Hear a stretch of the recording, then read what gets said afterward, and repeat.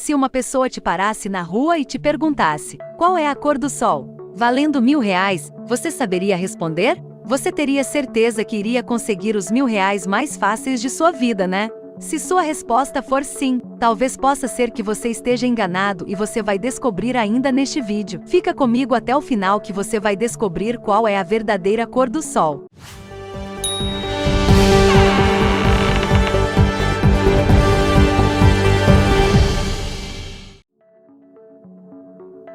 Mas vamos começar falando sobre o céu. Você sabe por que o céu é azul? Em algum momento da sua vida você já se pegou olhando para o céu e se perguntando, por que o céu é azul? O céu parece azul aos nossos olhos devido a um processo chamado refração. Quando a luz do sol entra na atmosfera da Terra, ela é refratada e dispersa em todas as cores do arco-íris pelos átomos dos gases oxigênio e nitrogênio. Confesso que é uma explicação bastante complexa, mas deixa eu simplificar para você e resumir em poucas palavras. Assim como o arco-íris, o céu tem várias cores. Porém, entre todas as suas cores, o azul é a cor mais espalhada, fazendo com que o enxerguemos de uma única forma. Legal! Agora, da próxima vez que olhar para o céu, você vai saber a resposta para a antiga pergunta: por que o céu é azul? Inclusive, se você nunca parou para ficar olhando para o céu durante alguns minutos, fica aí a dica, é ótimo! E por falar em arco-íris, agora vamos descobrir a resposta para a pergunta: como o arco-íris é formado?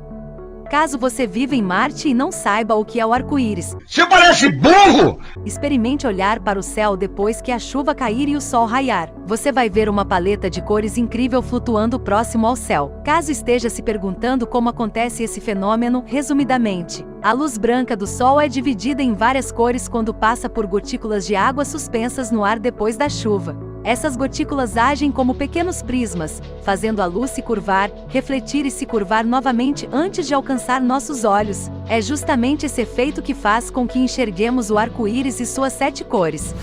Mas embora só conseguimos enxergar 7 cores do arco-íris, na verdade ele é composto por ainda mais cores diferentes que não podem ser vistas a olho nu. Acaso você esteja curioso e queira ver o arco-íris, lembre-se que você deve estar do lado oposto do sol, só assim ele pode ser visto.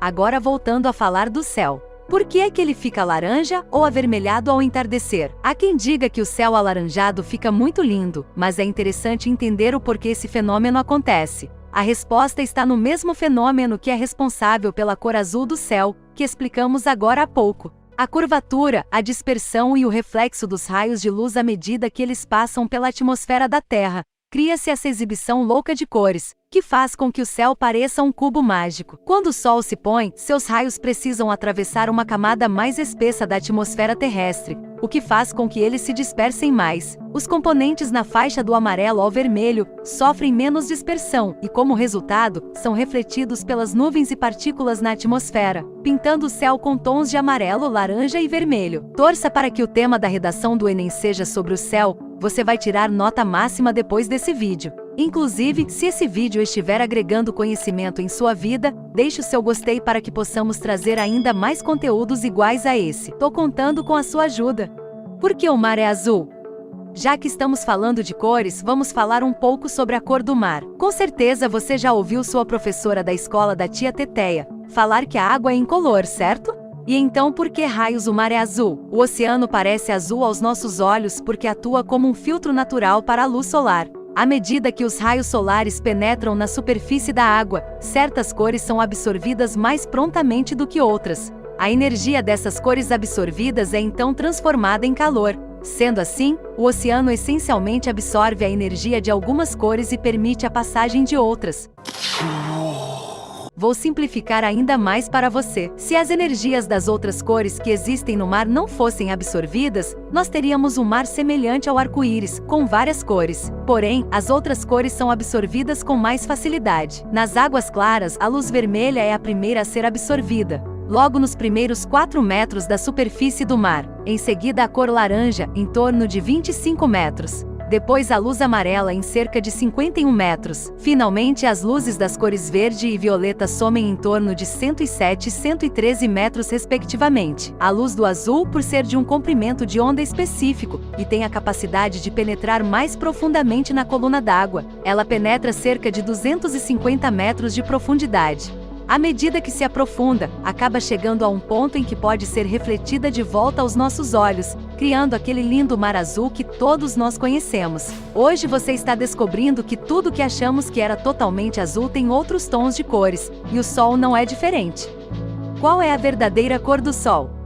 O Sol é visto pela maioria das pessoas com uma tonalidade de laranja ou amarelo. Alguns até o retratam até mesmo em tons que lembram o vermelho. Porém, eu venho aqui te desiludir novamente. O que muitos não sabem é que o Sol na verdade produz sua própria luz por meio de um processo chamado fusão nuclear, assim como outras estrelas também fazem. Essa reação intensa gera uma ampla gama de comprimentos de onda, do infravermelho aos raios gama, e tudo o que estiver entre eles. E isso inclui todas as cores do arco-íris, do violeta ao vermelho. São muitas palavras difíceis, mas se você observasse o Sol fora da atmosfera terrestre, vai notar que a sua verdadeira cor é o verde, tá? Mas, se o Sol é verde, por que nós enxergamos o Sol amarelo? A verdade é que toda a humanidade é daltônica. Se alguém te disse isso, saiba que essa não é a resposta. Na verdade, quando a luz do Sol atinge a atmosfera, ela passa por um fenômeno chamado dispersão de Rayleigh. Esse processo acontece quando as partículas no ar, que são menores que o comprimento de onda das cores violeta e azul, dispersam essas tonalidades específicas. Cores como laranja e vermelho, que têm comprimentos de onda maiores, podem viajar pela atmosfera sem dispersão significativa. E como resultado de todas essas palavras e termos difíceis, quando olhamos para o Sol, ele parece ter uma tonalidade laranja, amarela ou até vermelha. Caso você nunca tenha percebido, ao meio-dia o Sol fica mais próximo do branco, e isso acontece porque a distância percorrida pelos raios solares se tornam menores. Consequentemente, temos um espalhamento menor das cores azul e violeta. No entanto, se fossemos realmente definir uma cor para a superfície do Sol, ela seria verde azulada. É o quê? Isso mesmo. Isso pode ser surpreendente para muitas pessoas, pois estamos acostumados a pensar no Sol como sendo amarelo. Mas, na verdade, essa é uma percepção que ocorre devido à maneira como nosso cérebro processa as informações visuais. Agora você vai esperar chegar o meio-dia, vai olhar para o Sol e ver uma bola de fogo branca em vez de amarela. Só não olha muito porque machuca a vista e relaxa, você nunca vai conseguir enxergar o Sol verde. O Brasil tem desastres naturais? Ninguém em condições psicológicas boas vai querer que seu próprio país seja afetado por qualquer desastre natural. Se existe um ponto positivo para citar em relação ao Brasil é exatamente isso: felizmente o país não tem terremotos de grande intensidade, nem tsunamis e também não temos problemas com vulcões. Mas mesmo assim, os desastres naturais ainda estão presentes no nosso país, mesmo que de uma forma diferente. CCA.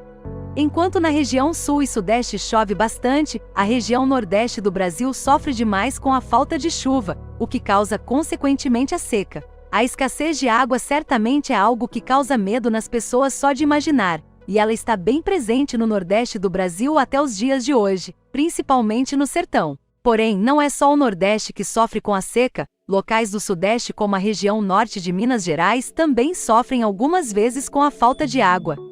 Inundação. Infelizmente, as inundações são cada vez mais frequentes em determinadas regiões do Brasil, especialmente na região sul. A principal razão para o aumento das inundações é o aumento de chuvas na região, por conta do aquecimento global. Além disso, a ocupação de áreas de risco também estão contribuindo para isso. Relâmpagos e raios. Muitos brasileiros têm medo de andar na rua quando está chovendo forte, mas o principal motivo do medo não é por causa da água em si, não é a síndrome do cascão da Turma da Mônica, mas sim por causa dos raios e relâmpagos. Cerca de 60 milhões de raios caem no Brasil anualmente, e isso faz com que o país seja um dos países, se não o país que mais é atingido por raios do mundo. Sendo assim, um guarda-chuva pode proteger alguém de um resfriado, mas as pessoas ainda devem ter cuidado ao andarem pela rua durante um temporal. Deslizamento de terra. Os deslizamentos de terra no Brasil têm crescido muito nos últimos anos. Eles acontecem em todo o território nacional, principalmente no verão, quando a estação tende a ser mais chuvosa normalmente. Deslizamentos de terra acontecem principalmente por causa das fortes chuvas que atingem áreas de serra e de morros e provocam o encharcamento do solo, resultando em deslizamentos. Mas embora seja um fenômeno de origem natural, ele é potencializado pela atividade humana, ou seja, sem determinadas ações dos humanos deslizamentos não existiriam. Existem terremotos no Brasil?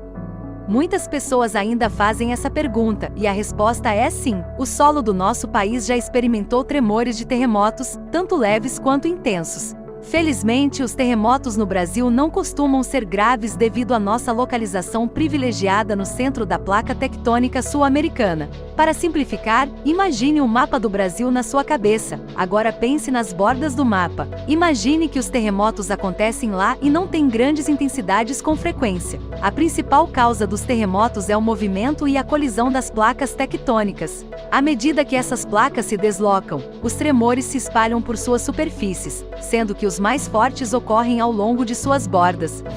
Felizmente, o Brasil está em uma região geralmente considerada segura contra grandes atividades tremores. Terremotos podem ser causados por vulcanismo, movimentação das placas tectônicas e falhas geológicas. No Brasil, eles são causados principalmente por falhas geológicas e tendem a ocorrer com mais frequência na região Nordeste, especialmente no Ceará, Pernambuco e Rio Grande do Norte. Essas regiões experimentam uma intensidade maior de movimento interno na Terra devido à sua composição geológica. A presença de várias falhas geológicas contribui para a ocorrência desses terremotos. O terremoto mais intenso no país aconteceu em 1955 com magnitude de 6,6. É verdade que a lua cheia mexe diretamente com o nosso humor? Até os dias de hoje há quem diga que a lua cheia afeta o humor do ser humano. Algumas pessoas, principalmente as mais velhas, geralmente atribuem sentimentos de inquietação, irritabilidade e até mesmo aumento da agressividade à influência da lua cheia. Mas há muito tempo pesquisas científicas desmentiram isso. Um estudo realizado em 1985 pelos psicólogos americanos Ivan Kelly não encontrou nenhuma relação entre a lua cheia e estados de humor negativos. Eles estavam tão a fim de encontrar algum fundamento para isso, que os pesquisadores analisaram 37 estudos sobre o assunto e os compararam com estatísticas sobre internações em instituições psiquiátricas, assassinatos, acidentes de carro e índices gerais de criminalidade. Suas descobertas acabaram com esse mito criado por "não faço ideia de quem seja". Mas pensando melhor, pode ter uma explicação lógica para isso. A lua cheia pode fazer com que o seu mau humor cresça tanto a ponto de fazer você se transformar em um lobisomem.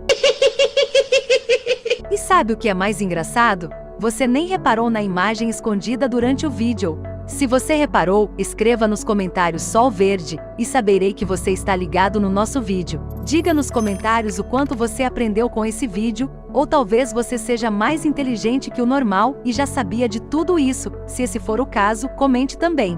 Se inscreva no canal e ative o sininho de notificações para não perder os próximos vídeos. Se você gosta desse conteúdo, você tem que estar com o sininho ativado.